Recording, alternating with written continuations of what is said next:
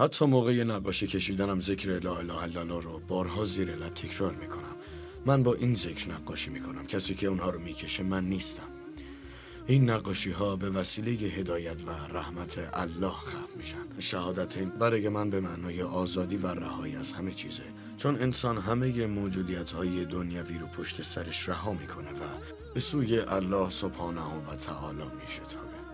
بارالها، ایشان را در زیر سایه ایمان الهیت نگاه دار و والاترین طبقات بهشت را به آنها ارزانی دار، چرا که تو با موهبت و هدایت قرآن آنها را مورد رحمت خیش قرار داده ای، همان گونه که با قرآن هدایتشان کردی. اسلمت روحي للإله نور الحنايا والطلوع لله أعلنت الرجوع آياته تغدو شموع ويفيض في قلبي سنا نور الحنايا والطلوع لله أعلنت الرجوع آياته تغدو شموع ويفيض في قلبي سنا. هنرمند و نقاش برجسته و زبردست اسپانیایی رشید روخاس، کسی که تحت تأثیر زیبایی‌های معماری اسلامی به اسلام روی آورد. اون استعداد و هنر بی‌نظیرش رو در راه خدمت به اسلام به کار گرفت. ما به کارگاهش که با ماشین حدود 20 دقیقه خارج از شهر مادرید قرار داشت سری زدیم. اینجا بدون شک یکی از زیباترین مکان‌هاییه که من تو عمرم دیدم. این آتلیه واقعاً دلرباست و این نقاشی‌ها ماشاءالله.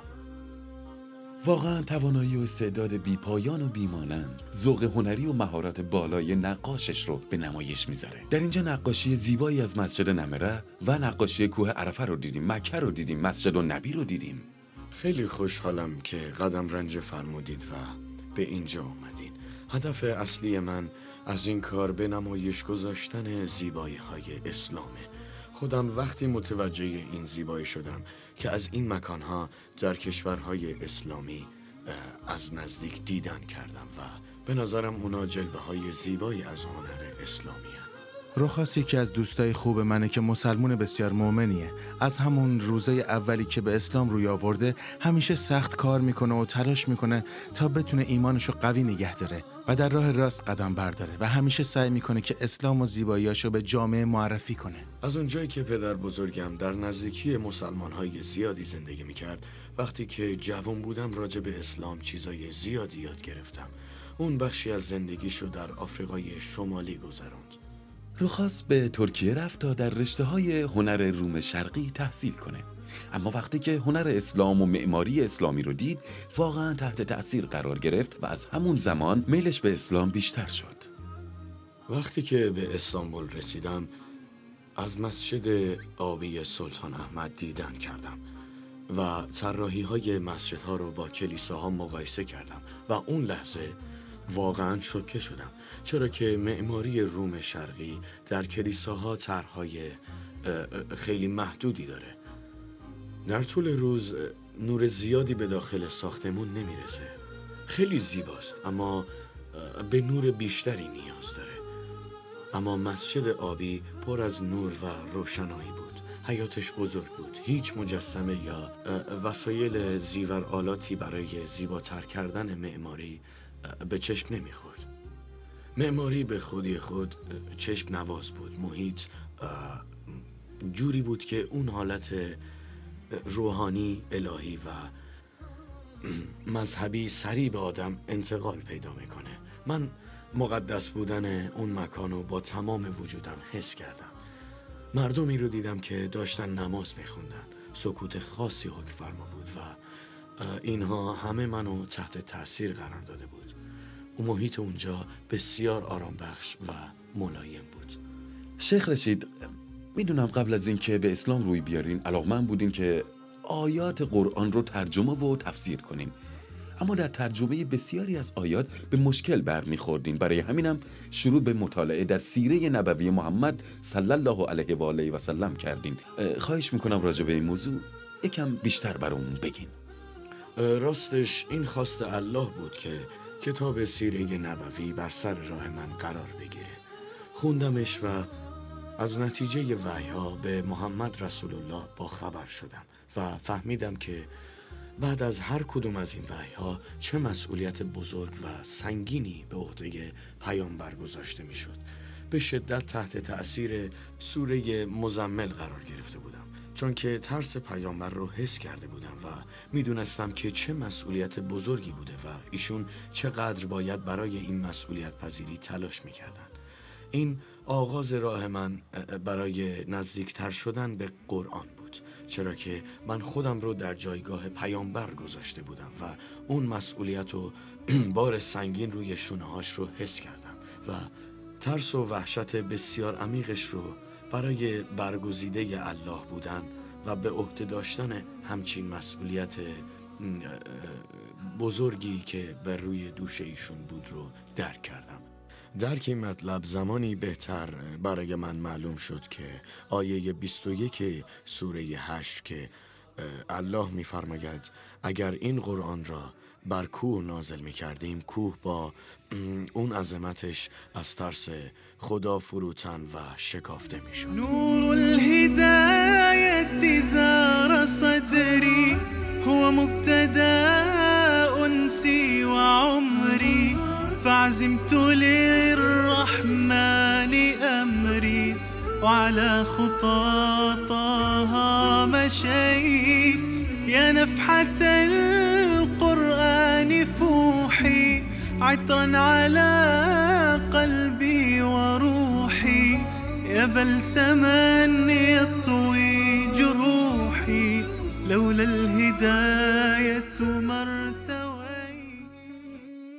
وقتی که الله سبحان قرآن رو به پیامبر بزرگوارمون صلی الله علیه و آله و سلم نازل می کرد، در ابتدا با 3 سوره آغاز کرد که به نکات بسیار مهمی برای زندگی ما انسانها اشاره کردند. اولین سوره سوره علق بود. الله تعالی در این سوره فرمودند اقرأ باسم ربک الذی خلق. موضوع مهمی که در این سوره به اون اشاره شده در مورد علم. سوره بعدی سوره مدثره که در مورد بخش مهمی از زندگی ما صحبت کرده و اونم دعوت به اسلامه. قم فانذر. سوره سوم سوره مزمله. در این سوره در مورد چگونگی پرستش الله توضیح داده شده. الله می‌فرمایند ای جامه بر خود پیچیده، شب را جز اندکی به پا خیز، اندکی از آن کم کن یا اندکی بر آن بیفزا و قرآن را با ترتیل و تأمل بخوان، به زودی سخنی سنگین بر تو نازل خواهیم کرد. بنابراین این آیه ها پرستش درست الله ایمان ما رو هر لحظه بدین قوی‌تر و رسیدن به رضای الله رو به ما نزدیک‌تر میکنه. شیخ رشید، چه آیات یا سوره های بیشتر از بقیه به اعماق قلب شما نفوذ کرد؟ سوره‌ای که در اون الله سبحانه و تعالی حضرت محمد صلی الله علیه و آله و سلم رو برای رفتارش با اون مرد کور سرزنش میکرد، من رو واقعاً تحت تأثیر قرار داد. به هم ثابت کرد که این پیغام ها و نوشته ها از یک انسان نیستند، بلکه از قدرتی بسیار بالاتر و بزرگتر از طبیعت انسان ها وحی شدن. کسی که حتی تصورش در مغز کوچک ما انسان ها نمی گنجه، چه برسه قدرت بی پایانش. چون که اگه می گفتم پیامبر داشته خودش رو سرزنش می کرده و از گناه خودش حرف می زده، به نظرم منطقی نمی اومد. چیز کاملا غیر ممکنیه. بعد از اون بیشتر و بیشتر به تحقیق در مورد این وحی ها و خوندن قرآن علاقه‌مند شدم. يا منزل القرآن نورا على أحمد أحسست باطمئنان بالنور لما ابتدى ثبتني يا الله على طريق الهدى بالقرآن برحمه تحلو الحياة شوقا إلى المولى أسلمت روحي للإله. با برنامه هدایت یافتگان با قرآن همراه ما باشید. تحلو الحياة شوقا إلى المولى هداي أسلمت روحي للإله.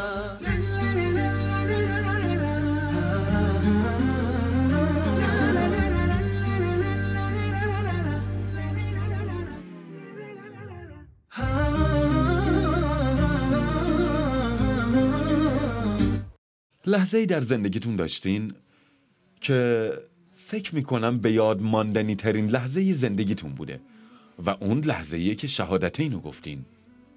اون لحظه چطور بود؟ راستش من شهادتین رو در استانبول و در مسجد ایوب الانصاری گفتم. قبل از اون وقتی میخواستم برم و وارد مسجد شم گاهی جلومو میگرفتن چون من مسلمون نبودم و میدیدن که خارجیم و اسپانیاییم و فکر میکردن که شاید توریست باشم. هر بار مجبور میشدم شهادتین رو بگم تا بذارن که من برم. بله. پس بارها و بارها تجربهش کردم. شهادتین برای من به معنای آزادی و رهایی از همه چیزه. چون انسان همه موجودیت‌های دنیوی رو پشت سرش رها میکنه و به سوی الله سبحان و تعالی میشتابه. حالا دیگه به طور مداوم قرآن میخونم و ترجمه و تفسیرش رو هم متوجه میشم. دیگه همه چیز برام واضح تر شده و میتونم با خوندن آیات به بعضی از تفاسیر عمیق اونها هم پی ببرم. هرچه بیشتر قرآن میخونم و راجبش بیشتر تحقیق و مطالعه میکنم بهتر میفهممش. به نظر من قرآن یک هدیه است. یک هدیه است که زندگی و رفتار و کردار من رو مورد رحمت و محبت الهی قرار داده. جاسين سين والقرآن الحكيم إنك لمن المرسلين على صراط مستقيم تنصیر العزیز الرحیم. ماشاءالله. وقتی که به این کارگاه زیبا و روحانی وارد شدم دیدن همه این نقاشی ها و زیبایی بی نهایتشون این سوالو برای من ایجاد کرد که تلاوت شیخ حسری در به وجود اومدن این آثار چه تأثیری گذاشته. بله. من قرائت و صوت استاد حسری رو بسیار دوست دارم چون که حس آرامش خاصی بهم میده و ازش خیلی لذت میبرم و حس میکنم که این صوت دلنشین و گوشنواز واقعا روح و بدن رو شفا میده و التیام میبخشه و همینطور زیبایی آیات قرآن رو به بهترین نحو به نمایش میذاره تا جایی که من هر کاری میخوام بکنم یا هر تابلوی نقاشی که میخوام شروع کنم به این تلاوت گوش میدم و در زمان نقاشی ها هر لحظه الله رو به یاد میارم و ذکر لا اله الا الله رو تکرار میکنم. من با این ذکر نقاشی میکنم و کسی که اونها رو میکشه من نیستم. این نقاشی ها به وسیله هدایت و رحمت الله خلق میشن. شرایط مناسب برای نقاشی کشیدن من وقتی فراهم میشه که بتونم به صدای تلاوت قرآن گوش کنم. اینجوری میتونم ذهنم رو آزاد کنم و آرامش خاصی که با گوش کردن به قرآن میگیرم به هم کمک میکنه که بتونم به خوبی تمرکز کنم. هر وقت که به دل طبیعت میرم و یا در کنار طبیعت قرار میگیرم نزدیکی عجیبی به الله سبحانه و تعالی حس میکنم چرا که طبیعت تجلیگر قدرت و هنر خداوند. ما اینجا یه مدرسه داریم. من بعضی از شاگردای رشید رو میشناسم که الان شهرت و محبوبیت بسیاری به دست آوردن. رشید هنرمند فوق‌العاده سرشناسیه و تو کارش واقعا متخصصه.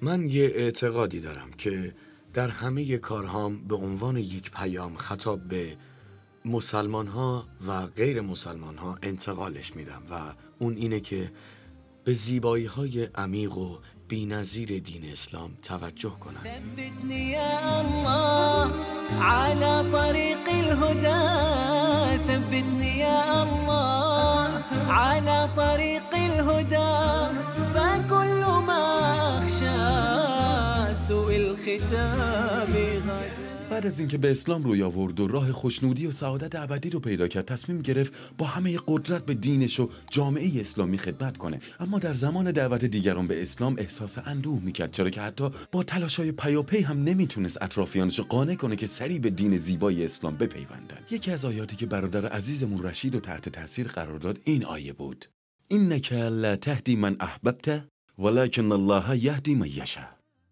این آیه به شدت منو تحت تأثیر قرار داد، چون که من همش نگران دعوت و هدایت اطرافیانم به سوی اسلام بودم.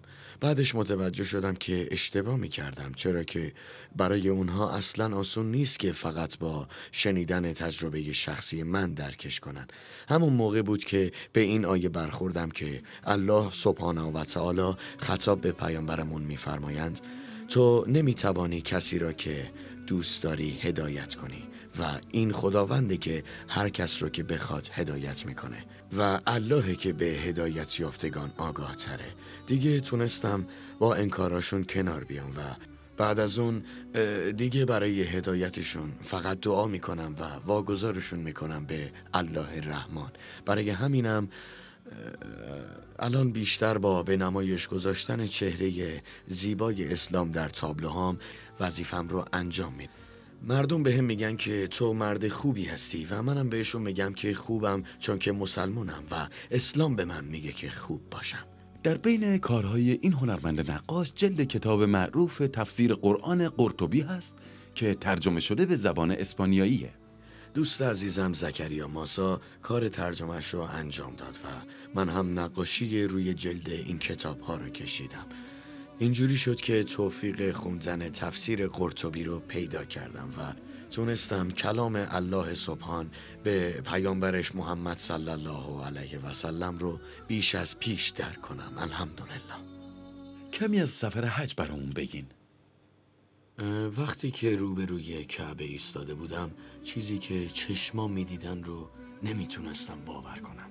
نمیتونستم به هیچ چیز دیگه ای فکر کنم. انگار روح و بدنم از این دنیا جدا شده بود، چون دقیقاً روبروی خونه الله ایستاده بودم و به هیچ چیزی به غیر از قادر مطلق اهمیت نمیدادم. انگار در یک لحظه دیگه هیچ چیز در اطرافم وجود نداشت.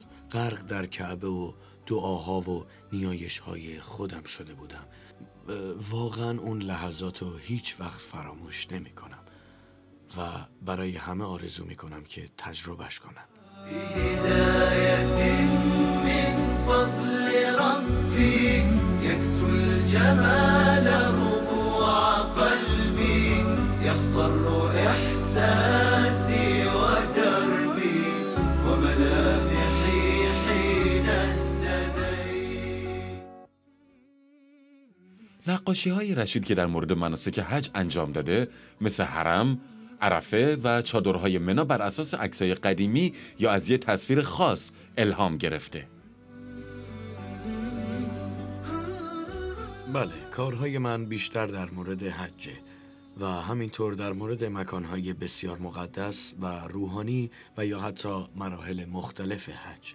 من از عکسهای فوق‌العاده قدیمی که توسط کمتر کسانی دیده شده و هرگز ثبت نشدن استفاده کردم، چون تا اونجایی که من میدونم در زمانهای قدیمتر عکس گرفتن از این مکانها ممنوع بوده و در اینترنت و کتابهای قدیمی هم برای این نقاشیها تحقیق میکنم. شیخ رشید، درباره بزرگترین آرزوتون برای ما بگید.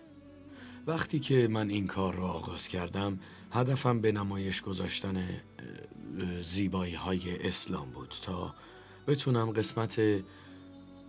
قسمت کوچکی از لطف‌ها و شادی‌هایی که این دین به من هدیه کرده رو جبران کنم. آرزوی من اینه که از طرف مسلمان‌ها پشتیبانی بشم تا بتونم کارهام رو به نمایش عموم در همه قسمت‌های دنیا بذارم و بتونم واقعیت وجودی اسلام رو به مردم بیشتری از سراسر دنیا نشون بدم. واقعاً عالی می‌شد اگر میتونستم همچین کاری بکنم. به خاطر اینکه من بیش از همه چیز به پشتیبانی بقیه مسلمانان نیاز دارم. بزرگترین آرزوی من اینه که موفق شم که کارهای هنریم رو تا جایی گسترش بدم که بتونم در یک مراسم بزرگ در کشورهای خلیجی اونها رو به نمایش عموم بذارم. چیزی که واقعا من از ته دل میخوام اینه که کارهام رو در جاهایی که اسلام در اونها ظهور کرده به نمایش بذارم تا بار دیگه واقعیت اسلام رو به مردم این کشورها نشون بدم. وبسایتی هست به اسم نون که به صورت تخصصی به مسائل مرتبط با قرآن میپردازه. به اتفاق همکارانمون با شما همراه خواهیم بود. این وبسایت کارهای دعوی و خیریه مختلفی توسط مهمانان برنامه ما که به وسیله قرآن به سوی اسلام هدایت شدن رو ارائه میده. از الله براتون موفقیت‌های بیشتری رو تمنا دارم. در